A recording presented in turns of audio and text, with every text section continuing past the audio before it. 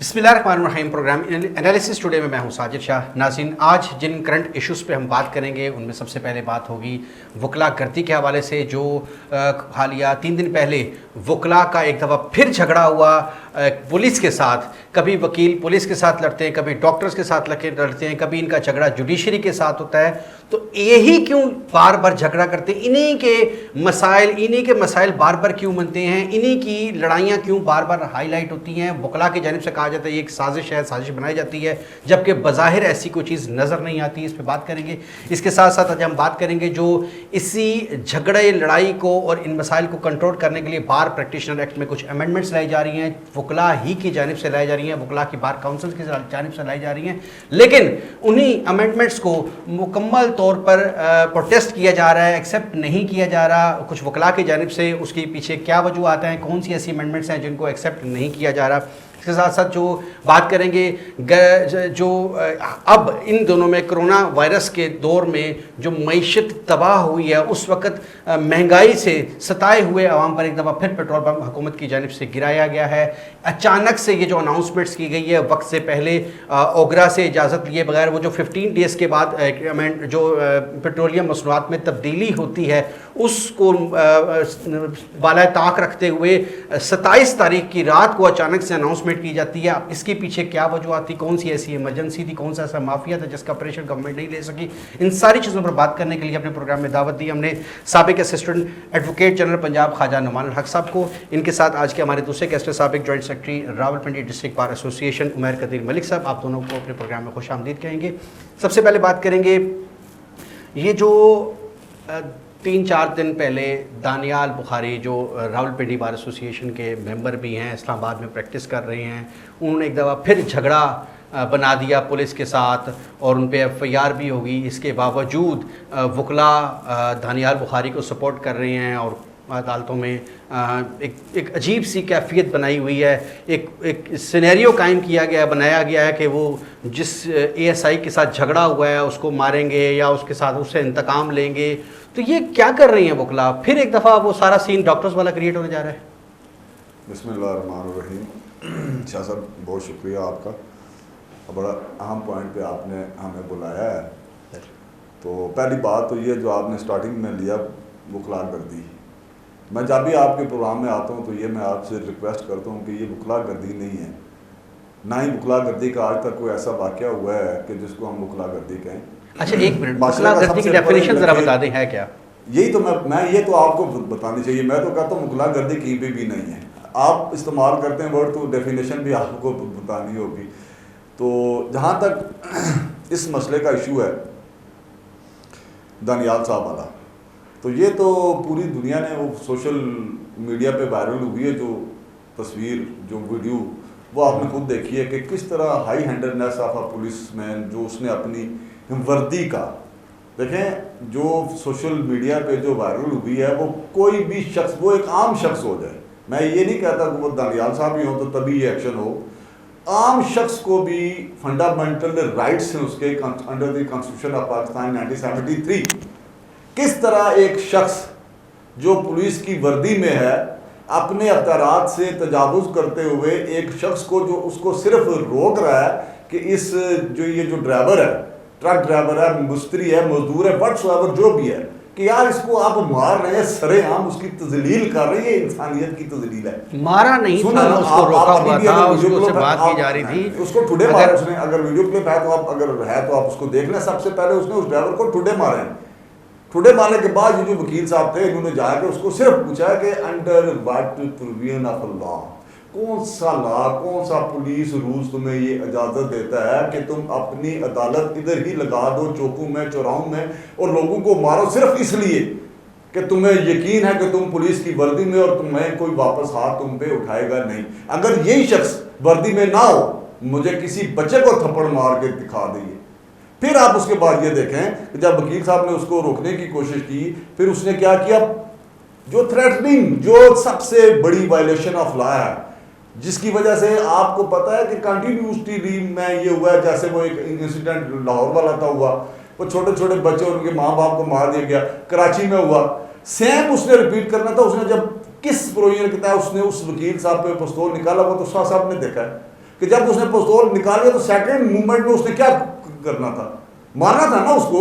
तो उसके बाद फिर 4-5 दिन खबरें बनती हुई, और उसके बाद वो किस तरह उसको घसीट के लेके रक्षे में, क्या उस दौरान आपने कोई मूवमेंट उस वकील उस कानून के जानने वाला जो कानून का इस तालिब इल्म ही मैं कहूँगा, यंग आदमी है, हमारा भाई है, ठीक है, उसने कोई की उसने कुछ नहीं किया, वो जाके गाड़ी में बैठ, क्योंकि अब उसने उसको जिस जगह कार्य सरकार में मुदाखलत उसने कर दी, अब उसके अलावा भी कुछ करना था उसने। तब होती है शाह जी जब आप कोई सही काम under the provision of law कर रहे हैं और कोई उसको अब्स्ट्रक्ट कर रहा है, वो कानूनी काम से आपको रोक रहा है, तब तो कार्य सरकार में मुदाखलत है।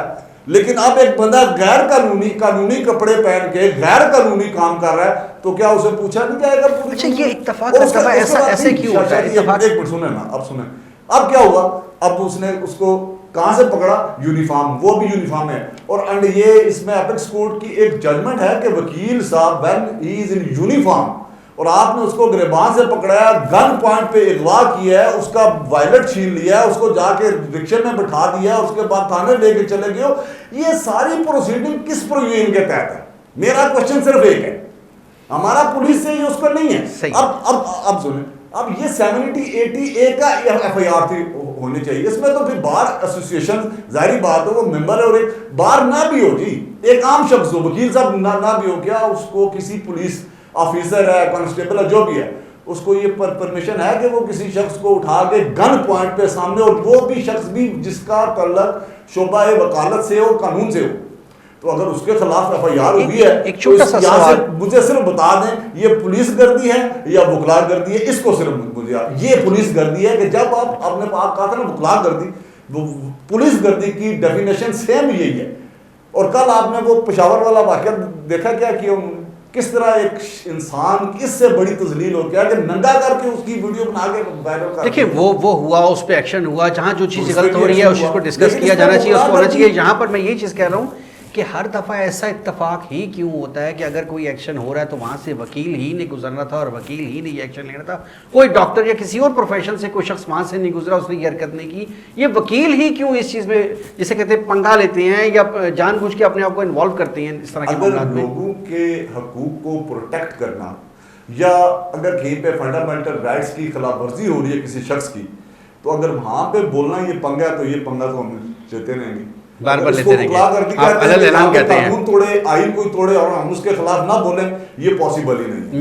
मैं मलिक साहब से पूछना चाहूँगा, मलिक साहब बड़े अच्छे तरीके से वकला बरदरी की नुमाइंदगी भी किया, प्रोटेक्ट भी किया, खुद इन्होंने अपने अल्फाज में कहा कि अगर ये प्रोटेक्ट करना गलत है तो हम इसको बार बार ऐसा करते रहेंगे। एक तो ये देखना है कि क्या कोई कानूनी रास्ता नहीं था, वहाँ पे जाके वो बदतमीज़ी करना, ज़बरदस्ती उसको रोकना, क्या यही वाहिद हल था? एक चीज़। दूसरी बात, मुझे ज़रूर ये बताइएगा कि FIR हो चुकी या गलत या सही, तो उस FIR को कानूनी तरीके से क्यों नहीं हैंडल किया जा रहा है, बजाय इसके कि गेट पे खड़े होकर इंतज़ार किया जा रहा है उस पुलिस वाले के, उस ASI के आने का कि हम उससे बदला लेंगे? बिस्मिल्लाहिर्रहमानिर्रहीम। शाह साहब, सबसे पहली बात ये है कि जो हम वकला हैं वो क्रीम ऑफ द नेशन है। एग्जैक्टली, बड़ा नोबल प्रोफेशन, ठीक है, मान लिया, और अल्हम्दुलिल्लाह इसको बड़ा हम नोबल तरीके से लेके ही कैरी ऑन करते हैं। आपने जहाँ तक बात की कि वकला ही क्यों ऐसे मसले में कूदते हैं, या वकला ही क्यों, वकला लॉ नोइंग पर्सन होते हैं, उनको लॉ का पता होता है कि यहाँ पे ये शख्स जो कर रहा है ये गैर कानूनी काम कर रहा है, चाहे वो पुलिस वाला है चाहे वो कोई भी पता है कि हमारे साथ ये प्रॉब्लम होगी, हम पहले बहुत ज़्यादा हाईलाइट हो चुके हैं और हमारे खिलाफ इस वक्त आप लोगों के राइट प्रोटेक्ट करते हैं और यही लोग आपके खिलाफ बातें करते हैं, तो क्यों नहीं खुद साइड पे? लॉ नोइंग पर्सन अगर इस माशरे में, लॉ नोइंग पर्सन इस माशरे में आवाज नहीं उठाएगा तो क्या एक रेडी वाला आवाज उठाएगा इस माशरे में? एक लॉ नोइंग पर्सन को ही वो देखेगा कि ये शख्स नहीं बोल रहा, ये शख्स आवाज नहीं उठा रहा, तो रेडी वाला कहेगा यार इस शख्स ये आवाज नहीं उठा रहा तो मैं तो हूं ही, मतलब अल्लाह माफ करे कुछ नहीं, तो मैं क्यों मतलब बोलूं? तो वो माशरे में क्या पिसते रहे? क्या हम यहाँ पे ये जमहूरियत है या अमरीयत में हम रह रहे हैं? ये चीजें तो होती हैं। आप कहते हैं कि ठीक है जी ऐसा गलत हो रहा था, हमने उसको प्रोटेक्ट किया, तो ये जो FIR हो गई है ये कानून के मुताबिक हो गई, वट एवर जो भी है, अगर गलत भी है, अगर आपको एक्सेप्टेबल नहीं है तो आप उसके खिलाफ कानूनी कार्रवाई जो प्रोसीजर उसको अडॉप्ट करें, बजाय इसके कि वहाँ पे, मैं वो वर्ड कहना नहीं चाहता कि गुंडागर्दी का मुजाहरा किया जाए रोड के ऊपर, क्या वो मुनासिब है? आप, मेरी आपसे रिक्वेस्ट है कि जो आप ये क्वेश्चन आपने पुट किया, आप साथ ही वो वीडियो भी लाजमी चलाइएगा, कंप्लीट वीडियो चलाइएगा, वीडियो चल रही है, आधी वीडियो वीडियो चल ना रही है। चलाइएगा, वो कंप्लीट वीडियो चलाइएगा।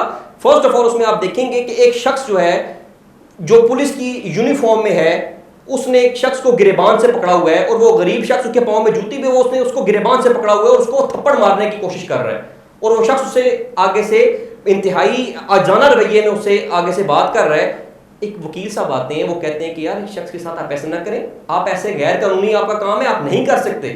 और वो आगे से बजाय उससे कोई बात करने के, उसको आर्गुमेंट देने के, उसको वो बाकायदा गिरेबान से पकड़ लेता है, टाई से पकड़ लेता है, गिरेबान से पकड़ लेता है। थप्पड़ पहला ये किसका इंतहाई, लगा? पहला कोई थप्पड़ थप्पड़ किसका नहीं, लगा? कोई थप्पड़ वो ये कहते हैं, नहीं, वो ये कहते हैं पहला थप्पड़ उस पुलिस वाले उस पुलिस वाले का, वो ये कहते हैं कि यहाँ से आपको वीडियो वीडियो तो दिखाएंगे। चल रही है, वो तो एक साथ साथ मिनट, चल रही है, मैं देख रहे हैं आपको वो, वीडियो दिखाता हूं। नहीं वीडियो देख रही है, आप वो वीडियो साथ चल रही है, वो वीडियो आपको साथ बाकायदा, जो टाई से पकड़ना किसी को यूनिफॉर्म में, ठीक है, आपको पता है कि वो जो जफरुल्लाह है उस पे पहले कितनी एफआईआर हैं अगवा की, आपको पता है कि जो तावान मांगने पे कितनी एफआईआर हैं उस पे। 29 तारीख को पेशी है उसकी अदालत में, जिसमें उसने कबलस गिरफ्तारी जमानत मूव की हुई है, और उसने पहले भी रबात के इलाके में वो बट के नाम से मशहूर है, ठीक है। क्या ये पुलिस के यूनिफॉर्म में गुंडे फिर रहे हैं? क्या ये पुलिस के यूनिफॉर्म में यहाँ पे तावान लेने के लिए फिर रहे हैं? ऐसे वहां पर प्यार से रोका जा सकता था, पब्लिक को इकट्ठा किया जा सकता था, 15 पे कॉल की जा सकती थी, देखिए एक कोई शख्स कानूनी बजाय इसके उसको गाली निकाले, मुक्का मारे, थप्पड़ मारे, उसको रोका जाए, उसको मज दी पैण होती है, वो कहा जाता है। तो एक पुलिस वाले के अगेंस्ट, ठीक है जी, आप पुलिस को कॉल करेंगे कि यार एक पुलिस वाला ये कर रहा है, और क्या पुलिस आ जाएगी? फर्स्ट ऑफ ऑल बात यह है कि जब आप बुराई देखें तो उसको आप जुबान से बुरा कहें, ठीक है, फिर आप उसको रोकें। अब गुजारिश ये है कि वकील साहब ने एक देखा कि एक गरीब शख्स के साथ नाजायज हो रहा है, तो उन्होंने उसको रोकने की कोशिश की, लेकिन उनको वकील साहब को भी शायद नहीं पता था कि वो गिरबान से पकड़ लेंगे या उसको ये मसला हो जाएगा। दूसरी बात, आपने एक क्वेश्चन आपने पुट किया, मैं उसका जवाब दे दूं कि आपने कहा जी कि गेट पे खड़े होके और एहतजाज करना और वो आएगा, तो ये ऐसा बिल्कुल भी नहीं है। हम गेट पे पुरअमन एहतजाज, आप उस वीडियो को भी चला दें, हमने पुरअमन एहतजाज किया गेट पे कि उस शख्स के खिलाफ एफआईआर लॉन्च की जाए, और ये बात ऑन रिकॉर्ड है कि जो ही एफआईआर लॉन्च हो गई तो हम दोबारा गेट पे खड़े नहीं हुए। हो गई एफआईआर, हो गई आपकी मर्जी के मुताबिक। 29 तारीख को आप इस चीज की यकीन दिलाते हैं, 29 तारीख को आप इस चीज का यकीन दिलाते हैं कि कोई ऐसी हरकत नहीं होगी, कोई ऐसा मामला नहीं होगा, और बड़ा सेफ एंड साउंड बिल्कुल नहीं होना चाहिए। अगर ऐसा होता तो आप उसको, ये गलत है, क्योंकि अदरवाइज ये तो चले एक वकला का एक मसला है, अदरवाइज जब मुल्ज़मान कोर्ट में पेश होते हैं तो वहाँ मर्डर्स भी होते हैं, तो वो किसी तरीके से जस्टिफाइड नहीं होता। इसी तरीके से आपके क्लाइंट्स होते हैं, हो सकता है वो किसी दूसरे की नज़र में गलत हो, तो अगर उन पर हमला किया जाए तो आप इसको जस्टिफाई नहीं करेंगे, तो ये भी नहीं होना चाहिए। यहाँ तक नहीं होना चाहिए किसी सूरत में। हमारी बार हमारा ये बाकायदा असूल ही सेक्शंस नहीं। दी हुई है इस बारे में, और ये- हमारी बार एसोसिएशन ने बाकायदा इस बारे में कहा हुआ है, देखें, ठीक है, अगर- और इस बारे में बिल्कुल भी ऐसा कोई नहीं है। 29 तारीख को वो आए, अपनी जो उनका राइट है, ठीक है, वो कोर्ट में अपीयर हो, जो भी उनके वो दूसरे केस में आएंगे। आपको ये बताना चलूं कि वो जो एफआईआर किसी और शख्स ने, प्राइवेट पर्सन ने करवाई हुई है, वो उस एफआईआर में आना चाह रहे हैं। बिल्कुल सही 29 है, तारीख को। ठीक हो गया। अच्छा काजी साहब, वापस आते हैं हम, ये जो इत्तफाकिया कह लें, प्री प्लान कह लें, साजिश कह लें, या वकला जो कहते हैं दूसरों के हकूक़ को प्रोटेक्ट करने के लिए जब देखते हैं गलत हो रहा है तो आ जाते हैं सामने, ये जो भी इसकी वजह बना लें, इन वक़ूआत की डेली बेसिस पे ये वक़ूए ज़्यादा बढ़ते जा रहे हैं। हर महीने, 2 महीने, 3 महीने के बाद कभी जुडिशरी के साथ, कभी डॉक्टर के साथ, कभी पुलिस के साथ, और ये कोई फर्स्ट टाइम नहीं है, पुलिस के साथ भी बहुत दफ़ा ऐसे हो चुका है। ये बढ़ते जा रहे हैं। जो बार प्रैक्टिशनर एक्ट में अमेंडमेंट्स लाई जा रही हैं, आप समझते हैं कि वो मुनासिब हैं, आनी चाहिए, और इस एसोसिएशन को कमज़ोर किया जा रहा है या बेहतर किया जा रहा है? शाह साहब, इसमें आपने ये बड़ा ऐसा क्वेश्चन है कि जिन लोगों ने ये अमेंडमेंट्स की हैं वो भी हमारे सीनियर्स हैं, बैठे हुए हैं, बाद में हमारे ही वोटों से वो लोग गए हैं, कोई एलियंस नहीं है कि हम कहें जी वो भी इसी रूटीन में गए, इसी में डिस्ट्रिक्ट बार में, तहसील बार से होते हुए फिर कोई हाई कोर्ट पे पंजाब, ये पाकिस्तान बार कौंसिल ने अपने अख्तियारात के मुताबिक ये जो अमेंडमेंट्स की हैं। तो मेरा अपना इस पर मैं ज़ाती उस हवाले से ही बात करूँगा कि मैंने जो देखा है इसमें कोई ऐसी अमेंडमेंट नहीं है कि जिससे वकला के मफाद को किसी जगह पे भी नुकसान पहुंचता हो, जो मेरा ख्याल है। और ये हम सब की आपस की डिमांड होती थी कि जी इलेक्शन महंगे हो गए, एक आम वकील साहब जो हैं वो इलेक्शन, ये खर्चे इतने होते हैं, अब खर्चे अफोर्ड नहीं हो सकते, या बाज़ वकला सिर्फ इस वजह से इलेक्शन में हिस्सा ले नहीं सकते कि उनके माली हालात ठीक नहीं होते। दूसरा, डोर टू डोर जाके कैंपेन बड़ा मुश्किल काम है, पूरे डिवीजन में जैसे हाई कोर्ट की है या डिस्ट्रिक्ट बार की है, मुश्किल से मुश्किल कार होती जा रही है उन लोगों के लिए जो अफोर्ड नहीं कर सकते, लेकिन वो प्रैक्टिसिंग है, नंबर 1। सेकंड, जो सबसे बड़ा एतराज़ हम लोगों को खुद ही होता है कि जी हम कहते हैं जी ये बंदा जो आ गया ये नॉन प्रोफेशनल है, और इसके मुकाबले में प्रोफेशनल बंदा है लेकिन नॉन प्रोफेशनल जीत गया, क्योंकि उसके पास, प्रोफेशनल आदमी के पास मुशरफियत होती थी कोर्ट्स में, एक वो बना हुआ ना, और जो नॉन प्रोफेशनल आदमी है वो उसका काम शाम तो यहाँ पे है नहीं है, उसका कोई प्रॉपर्टी का बिजनेस है या किराया आ रहे हैं, तो वो हर तक कभी एक वकील साहब के घर पहुंचा या दूसरे के घर पहुंचा खाने खिला रहा, क्योंकि उसने तो वहां से खर्च नहीं करना। लेकिन एक जो प्रोफेशनल वकील है उसने लोगों के सिटीजन्स के मसाइल को भी, उसने वो किसी को भी देखना। अच्छा, यही मैं एक मिनट रोकूंगा, एक सेकंड रोकूंगा आपको। प्रोफेशनल दो किस्म के लोग हैं, एक प्रोफेशनल जो वर्किंग कर रहे हैं, एक प्रोफेशनल में जो कोर्ट्स पर रेगुलर हैं। आप नहीं समझते कि जो वर्किंग कर रहे हैं वो जब इलेक्शन कंडक्ट करके, इलेक्शन विन करके जब जाएंगे तो वो अपनी वर्किंग को सेकंड प्रेफरेंस पे रखेंगे और जो बार के रेगुलेशंस हैं उनको फर्स्ट प्रेफरेंस पे रखेंगे? तो इज़ दैट पॉसिबल कि प्रोफेशनल लॉयर आपके मामलात को बेहतर तरीके से? मैं ये समझता हूँ जी, बड़ी क्लियर कट वर्ड्स में कहूँगा, प्रोफेशनल ही हमारे मामलात को समझता है। एक प्रोफेशनल वकील को ही पता है कि from the beginning of the profession, एक यंग जो वकील साहब आएंगे इस प्रोफेशन में आएंगे, उनको क्या क्या मुश्किलात का सामना हो सकता है, या वो किन किन मसाइल का शिकार होंगे, उनकी प्रैक्टिस से लेके, उनकी चैम्बर से लेके हर किस्म, वो सिर्फ एक प्रोफेशनल वकील ही समझ सकता है, जिसने फ्रॉम रूट लेवल सिर्फ वकालत ही की हो, ठेकेदारी ना की हो, कोई नौकरी ना छोड़ी हो, कोई बिजनेसमैन ना हो, उसके किराए ना आते हो, वही समझ। और ये जो अमेंडमेंट्स हैं, मैं नहीं समझता कि इस पर किसी प्रोफेशनल वकील को किसी किस्म का कोई एतराज होना चाहिए। ये देखें, हमने अपनी बात को मजबूत करना है। अभी जो हमारे मामलात चल रहे हैं बार्स में, मैं बड़े अफसोस के साथ कहूँगा वो उस तरह नहीं है कि जिस तरह हमारी बार्स के हालात होने चाहिए थे। मैं वही कह रहा हूँ, इस टाइम आप समझते हैं इन अमेंडमेंट से पहले बार एसोसिएशंस गवर्निंग में मुकम्मल तौर पर फेल हो चुकी हैं। देखें, मैं बवजह मजबूरी हालात का तकाजा है, मुख्तलिफ आरा आ जाएंगी। मैं तो एक सिंपल बात कर रहा हूँ कि देखें ना, मैं ये कहता हूँ ये जो अमेंडमेंट्स हैं ये वकला की बेहतरी के लिए ही हैं। हमने प्रोफेशनल, अब बार्स ने प्रोफेशनल पैदा करने छोड़ दिए हैं, बार में प्रोफेशनल्स पैदा नहीं हो रहे, ये सबसे बड़ी। और दूसरी बात, सीनियर्स का एहतराम। देखें, आज 90% सीनियर्स आपकी बार की सियासत से किनारा कश होकर बैठ गए। आपने बार एसोसिएशन है, ये कॉलेज यूनियंस नहीं है, ये कॉलेज की यूनियंस की तरह आपने बार्स को चलाना नहीं है। इसमें आप प्रोफेशनल लोग हैं, जैसे अभी मलक साहब ने, आप ये सारी बातें ऑन रिकॉर्ड कह रहे हैं और आप ऑन कर रही हैं कि ये प्रॉब्लम्स आ रही हैं बार में। नोबल प्रोफेशन है, इसकी सियासत भी नोबल हो, इसकी वकालत भी नोबल हो, बार की इज्जत तकरीम का भी ख्याल रखा जाए, एक दूसरे को एहतराम दिया जाए, तब जाके आप इस माशरे में। आज आप ये कह रहे हैं ना कि जी हमें वो मार रहा है या हम मार रहे हैं, ये सिर्फ इसी वजह से है कि इस वक्त एक मतलब अपनी जात के लिए हम पर्सनल होके हम नहीं देखते कि एक नया हमारा भाई आया है प्रोफेशन में, हम सबसे पहले उसको कहते हैं हाँ भाई इलेक्शन आ गया थे, आ जाओ लाइन में खड़े हो जाओ।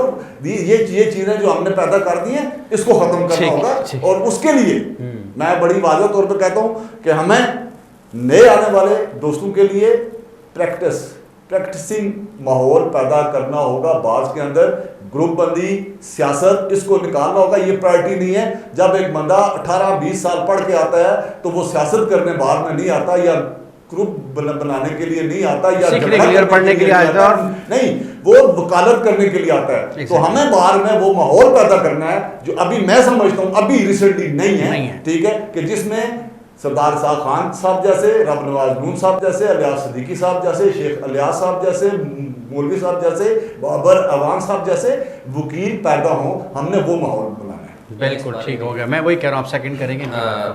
मैं सीनियर है वाजिद नुमान साहब मेरे, मैं काफ़ी सारी बातों से इत्तेफाक करता हूँ, लेकिन विद ड्यू रिस्पेक्ट मैं इनसे थोड़ा सा इख्तलाफ भी करना चाहूँगा यहाँ पे। जी जी, कि ये जो प्रपोज अमेंडमेंट्स हैं, इसमें जो अमेंडमेंट्स हैं वो तो ऑलरेडी हम इनफील्ड हैं। कुछ अमेंडमेंट्स ऑलरेडी इनफील्ड है। फॉर एग्जांपल एक रूल 10A है जिसमें कि उन्होंने पाबंदी लगा दी जी कि आप जो है वो स्टिकर्स, बैनर्स और ये होर्डिंग वगैरह, ये कीचेन वगैरह, वो सब जनरली वो आपको पता है ऑलरेडी ये इनफील्ड है, ये सारी चीज़ें इनफील्ड है। फिर एक और चीज़ है कि लंच मील डिनर ये चीज़ें आप नहीं दे, क्योंकि नहीं अफोर्ड कर सकते कुछ कैंडिडेट, बिल्कुल ठीक। ये चीज़ें इनफील्ड है, इस पर किसी को कोई एतराज़ नहीं है। ठीक, इस पे एक आम जो शख्स है वो भी इलेक्शन कॉन्टेस्ट कर सकता है। जो यहाँ पे बात आती है एतराज़ की, हमारे वकला, हम एक इंडिपेंडेंट एंटिटी, इंडिपेंडेंट इंस्टीट्यूशन है, हम किसी के हम किसी से पे नहीं लेते, ठीक है, हम हमारी अपनी बॉडीज़ हैं जो कि गवर्न करती हैं हमें, अपनी बॉडीज़ हैं हमारी, उन बॉडीज़ को जो लॉ मिनिस्ट्री है वो अपने अंडर लेना चाह रही है, ले लें, हमें वो एतराज़ नहीं है, वो भी कर लें, ठीक है, अगर उनको इतना ही शौक है, लॉ मिनिस्ट्री को इतना ही शौक है, लेकिन फिर हमें हमारे राइट्स भी दे देना, हमें हमारी पे भी दे दें, फिर हमारे जो राइट्स हैं, जो हमारी हेल्थ फैसिलिटीज़ हैं वो भी हमें दे दी जाएं। क्या सिर्फ आप बजोरे तलवार या डंडा आप ये सारे एक्स कर नहीं।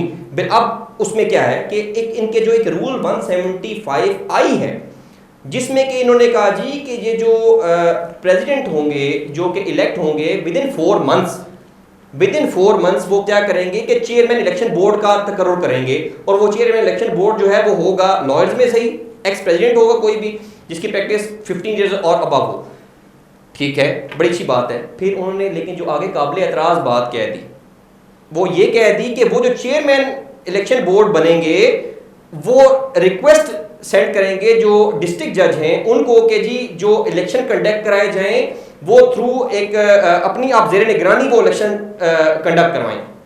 वकला जो हैं इनका हमेशा इलेक्शन ही हमेशा इनकी एक इनके प्रोफेशन का एक हुस्न रहा है, ठीक है, और वो अलग अपने तरीके से इलेक्शन कंडक्ट करवाते हैं। हमारे इलेक्शन में आज तक पाकिस्तान की तारीख में आज तक कोई मुझे इलेक्शन बता दें कि जिसमें वकला का इलेक्शन हुआ हो, उसमें कोई लड़ाई हुई हो, उसमें कोई किसी किस्म की तलखी हुई हो। हम इलेक्शन जब भी होते हैं शाम को इकट्ठे ही दोनों अपोजिंग कैंडिडेट्स शाम को एक दूसरे को मुबारकबाद, ठीक है, खाना इकट्ठा खाते हैं, डिनर करते हैं।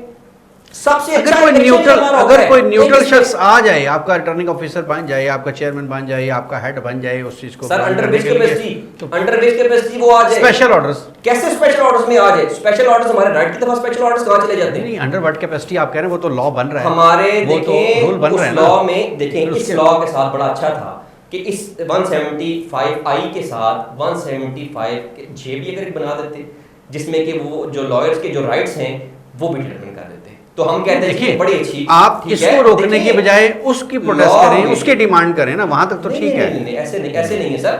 फर्स्ट ऑफ ऑल आप किसी को राइट्स देते हैं, फिर उससे आप डिमांड करते हैं। फर्स्ट ऑफ ऑल बात होती है कि आप किसी को राइट्स देंगे तो उसे डिमांड करेंगे, आप किसी को राइट नहीं दे रहे और आप उस पर इम्पोज कर रहे हैं चीजें, ये कहाँ का इंसाफ है? ये कौन सी लॉ मिनिस्ट्री जो ये सारा कुछ बना रही है? पाकिस्तान बार काउंसिल में हमारे ही बैठे हुए हैं, लेकिन वो किसके इन्फ्लुएंस में आ रहे हैं मुझे कुछ इस बारे में मैं कुछ नहीं कह सकता कि वो किसके इन्फ्लुएंस में आ रहे हैं। बिल्कुल सही कहा। हाँ साहब, एक छोटी सी और बात है कि एक प्रपोज्ड अमेंडमेंट आ रही है कि अगर कोई इस तरह की इलीगल एक्टिविटी में लॉयर मुलविस हुआ तो उसका लाइसेंस लाइफ टाइम कैंसिल कर दी जाए। अब क्या ये हुआ? इंक्वायरी भी होगी, प्रॉपर इन्वेस्टिगेशन कंप्लीट होने के बाद अगर ये प्रूफ हो जाता है तो इसमें क्या है? इसमें दो चीज़ें, एक तो आपने जो पहली बात की है ना, वो पाकिस्तान बार काउंसिल की प्रेस रिलीज है, जो पहली अमेंडमेंट्स आ रहे हैं ना लीगल प्रैक्टिस बार वो इलेक्शन के हवाले से, उसमें वो तो हुआ है। ये जो दूसरी बात कर रहे हैं, ये कोई MNA साहब हैं, उन्होंने ये बिल पेश किया है, कोई नियाजी साहब ने या नहीं, एक अमेंडमेंट प्रपोजल आ रहा है ना, नहीं कोई और चीज़ है सर, वो बिल आ रहा है, उसका हाल है, उस वो और चीज़ है। ये दो चीज़ें आप मिक्स कर रहे हैं ना, ये और चीज़ है, वो सेपरेट है। वो क्यों सेपरेट है? उस पर देखें, उस पर अगर उसने वो बिल पास भी करना है तो उसके लिए हमारे अदारे मौजूद हैं। पाकिस्तान बार काउंसिल है, सुप्रीम कोर्ट का है, बार एसोसिएशन है, पंजाब बार काउंसिल है, ठीक है। वो कौमी असम्बली में पेश होने के लिए वो बिल जाने को जा रहा है, लेकिन वो एक मैंने पढ़ी है कि उसने कहा जी कि अगर कोई किसी से कोई वकील साहब किसी से लड़े या जो उसके साथ झगड़ा हो या जो, तो उनको ना पट करेगा वो क्वेश्चन तो वहीं पे है ना, करेंगे यही हमारे जो ऑलरेडी ये हमारे अंदर जो ये इसको आप क्या प्रोसेस कह सकते हैं, ये ऑलरेडी मौजूद है। हमारी बात लाइफ टाइम का लॉ है, पंजाब बार एसोसिएशन में अगर कोई वकील साहब किसी भी मिसकंडक्ट के ड्यूरिंग हिज प्रोफेशनल एक्टिविटी वो मुर्तकिब होते हैं, उनके खिलाफ एप्लीकेशन है, उनके खिलाफ वो पूरा बना हुआ है, वो एप्लीकेशन जाती है, वो क्लास साहबान जो भी हमारे माज़ज़ मेंबरान होते हैं वो उसके खिलाफ एक्शन लेते हैं। अगर किसी वकील साहब की गलती साबित होती है तो उनको पेनलाइज किया जाता है। बिल्कुल, और ये अगर ये प्रपोजल आ रहा है ताकि ताकि सख्ती के साथ निपटा जा सके तो ये ठीक है। ये गलत है, ये देखे ना, ये जो दूसरी इसकी बात नहीं कर रहा, जो पाकिस्तान नहीं, मैं उसी की बात कर रहा हूं, मैं उसी की बात कर रहा हूं। वो गलत है। देखें वो हमारे लिए, वो आप हमारे लिए टकराने की सिचुएशन पैदा नहीं, कर लेट्स रहे हैं। मैं ठीक है? लेट्स पोस्ट अब पूछ मुझे रहा हूं कि बताइए, या अगर तो आप एक्ट पूरा करें ना, कि कौन करेगा, सिर्फ वो आगे उन्होंने लिख के रख दिया। बार काउंसिल को पाबंद किया जाएगा, जाहिर बात है उनको डायरेक्शन दी जाएगी कि इन केस अगर प्रूव हो जाती है। देखे ना, मिसकंडक्ट अगर कोई वकील साहब किसी सीवियर मिसकंडक्ट के मुर्तकिब होते हैं और वो साबित हो जाता है तो उनका लाइसेंस कैंसिल होना चाहिए ना। ठीक है, आप सेकंड करते हैं ना, लाइफ टाइम शादी हो रहा है For the time life being time नहीं। के लिए तो आप किसी को देखें, अगर कोई इतनी सीरियस उसमें है तो वो तो एक सेपरेट इशू के हो जाना चाहिए ना। कैंसिल ही हो गया तो फिर बहाल तो नहीं ना होगा। मैं तो ये कह रहा ठीक, हूं। लेकिन सही है। मैं इसकी हद तक थोड़ी सी मलक साहब ने जैसे बात की है, ये जो पाकिस्तान बार काउंसिल ने की है, ठीक है, इसकी हद तक मैंने कहा आपको कि ये जो जितनी भी हैं कुछ इम्प्लीमेंट भी हैं, जैसे मलिक साहब ने कहा, ये खुद भी बार एसोसिएशन का उसका हिस्सा भी रहे हैं, यूनियन का। तो मेरे ख्याल है इनमें ये जो बनाने वाले हैं वो हमारे लोग हैं, हम ही ने उनको वोट दिया हुआ है, ठीक है।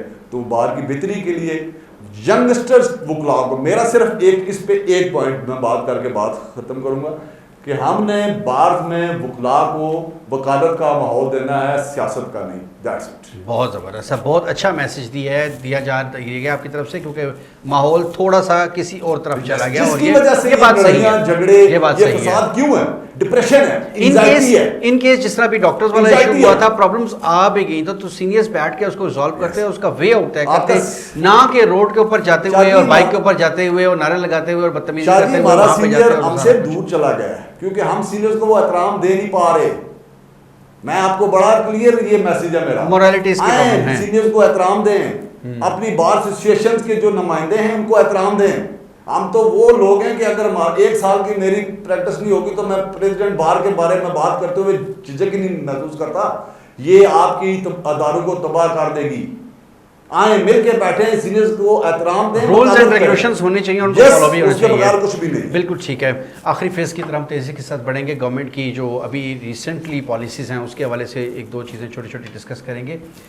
हालिया अभी रात जो अचानक से पेट्रोल पंप गिराया गया है, क्या कहते हैं उसके बारे में?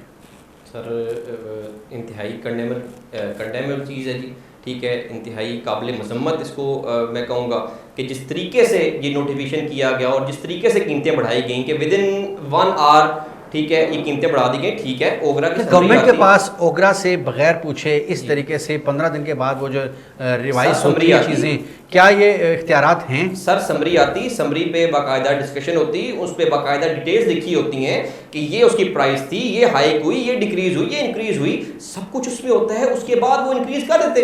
मैं खुद उस पार्टी से ताल्लुक रखता हूँ, मैं पाकिस्तान तरीके के साथ, लेकिन कम से कम इस तरीके से आर्बिट्रेटरी मैनर में कम से कम कोई काम नहीं होना चाहिए। जो कि क्यों, क्या ऐसी वजह होगी? इमरान खान साहब ब्लैकमेल हो गए हैं किसी माफिया से, क्या वजह हो सकती है? आप क्या आइडिया? बहुत सी वजूहत हैं, इसमें बहुत सी वजूहत हैं, एक दो शेयर कीजिएगा। उसमें बहुत सी वजूहत आ जाती हैं। एक तो पाकिस्तान में माफिया बहुत स्ट्रॉन्ग है और एक कॉल पे जी पूरा मुल्क बंद हो सकता है। जहाँ पे आपके सामने कराची बंद होता रहे एक कॉल पे, यहाँ पे ऐसे माफिया बैठे हुए हैं कि कुछ आप कह नहीं सकते।